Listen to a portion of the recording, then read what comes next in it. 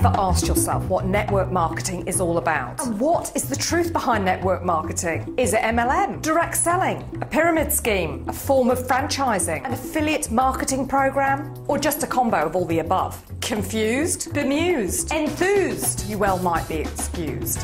Not being funny, but if you were considering a career in network marketing, wouldn't these questions be relevant? Wouldn't you want a bit of background, the lowdown? Because understanding the evolution of network marketing, its history, where it came from, and where it's going, are fundamental to achieving network success.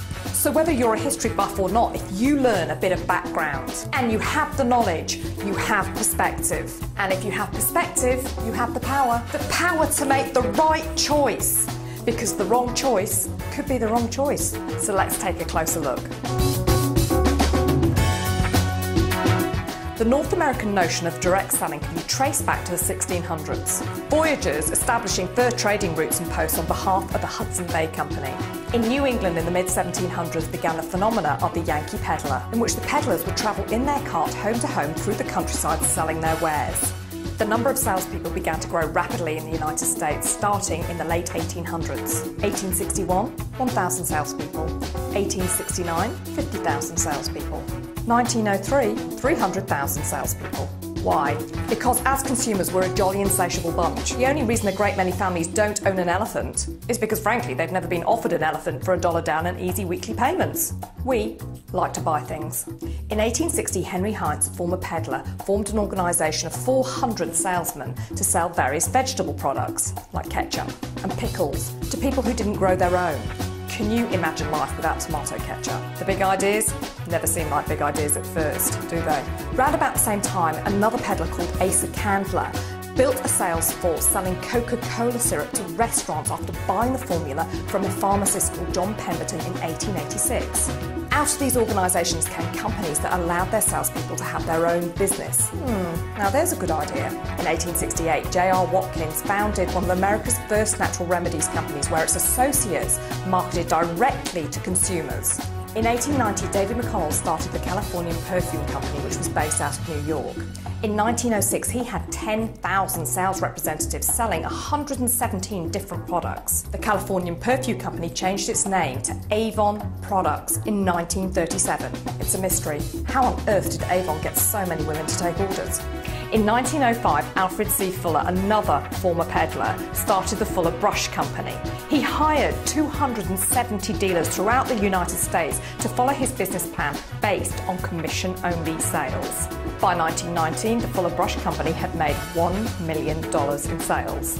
By 1960, $109 million. Alfred Fuller was cleaning up. The early 1900s also saw the emergence of vacuum cleaner companies and encyclopedia companies like Electrolux, World Book and Britannica. The dawn of a new age in direct sales had truly arrived. In 1931, Frank Stanley Beveridge, who was a former VP of sales for the Fuller Brush Company, started Stanley Home Products. He was very influenced by the economic hardships of the Great Depression. Frank had envisioned this opportunity for people to start their own business with minimal investment, selling products that people use every day. Frank's dealers started doing presentations to clubs and organisations rather than individuals so that they could increase sales volume and maximise the sales presentation. This concept was taken into homes by having the homeowners invite their friends and family over. And the party plan was born. Frank, you party animal you. In 1934, Carl Remborg started the Californian Vitamin Corporation, and in 1939 the company changed its name to Neutralite Products Company Incorporated. And in 1945, Neutralite created the first documented MLM compensation plan. Once the distributor proved he could get customers, he was promoted and allowed to find other distributors and train them to get customers. As an incentive to train his distributors really well, once his distributors had amassed 150 customers, then he received an additional 2% on his total sales volume. In 1945, Earl Tupper developed a line of lightweight, flexible plastic containers with tight sealing lids. He realised the products needed some demonstration. He teamed up with Brownie Wise, a former Stanley Products distributor, and formed the Tupperware Party Plan, now a worldwide billion-dollar company operating in 40 countries. In 1949, Richard DeVos and J. Van Andel, former school buddies, returned from military service. After a very brief time with Nutrilite in 1959, the two abandoned ship and formed the Amway Corporation. And in 1972, Amway acquired Nutrilite. Nice. In 1956, Dr. Boris Shackley developed a method of extracting minerals from vegetables, and he used MLM to distribute his products. In 1963, Mary Kay Ash forms Mary Kay Cosmetics. And by 1996, company sales were in excess of $2 billion. In 1975, the Federal Trade Commission filed a suit against the Amway Corporation as they said they were operating a pyramid scheme. And in 1979, an administrative law judge ruled that Amway Corporation's multi-level marketing program was a legitimate business opportunity as opposed to a pyramid scheme. However, the myth of all MLMs being pyramids lives on, which is ridiculous because the only thing that MLM has in common with a pyramid is the fact that they are both, well, historically significant. And that's about it. Regardless, the term network marketing was finally coined to get away from the stigma of MLM. And today, globally today, corporations have concluded that network marketing offers many advantages. Pretty soon, telecommunications companies, travel companies, satellite providers, financial services companies, and many other industries joined the party. And today, there are literally thousands of network marketing-based companies operating throughout the world. In 2010, they generated over $125 billion in revenue in over 150 countries through more than 75 million men and women. The best bit is that this industry is literally flying in the face of economic downturn. So much so that financial advisors and investors are both getting wise now. Sequoia Capital Investors just invested in a jewellery and accessories network marketing company. Why is that significant? Because Sequoia Capital is a Silicon Valley venture capitalization firm which has an estimated 14% of control over the NASDAQ.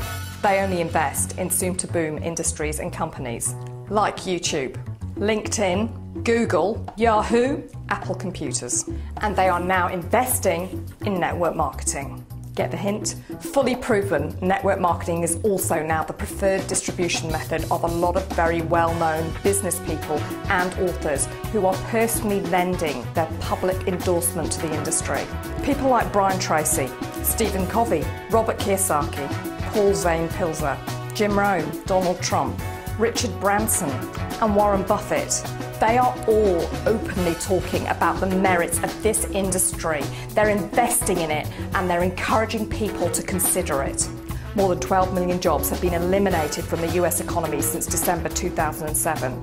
Paul Zane Pilzer, who is a best-selling author on economics, says this: "The question lies not in economic recovery, but in employment recovery. We have a massive social problem. What are we going to do with 30 million people now permanently unemployed in the States, let alone the global numbers? Network marketing is possibly the best answer we have for a shrinking job market, just as Frank Stanley had envisioned all of those years ago during the Great Depression." So there you have it, we've come full circle. So now let me ask you this question. Do you still feel that there is a reason to feel embarrassed to admit that you're involved with or considering getting involved with network marketing? Or are you concluding, like these top businessmen and heavy-duty investors, that network marketing is an avenue of wealth building that requires further investigation?